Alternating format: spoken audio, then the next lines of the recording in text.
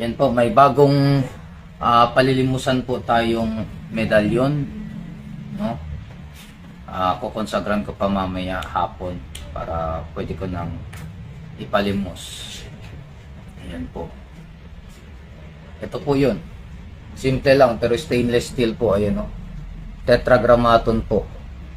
Pentagram or microcosmic star. The symbol of Christ. Ayan. Na kinatatakutan ng mga demonyo, masasamang espiritu at maging mga mangkukulam. Ayan po. Simple lang, stainless steel. Maganda po ito. Pero yung likod niya, plain lang po. Wala po.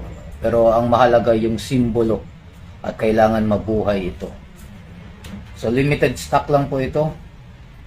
Ilan lang po ang meron tayo niyan. Pakita ko sa inyo. Yan po.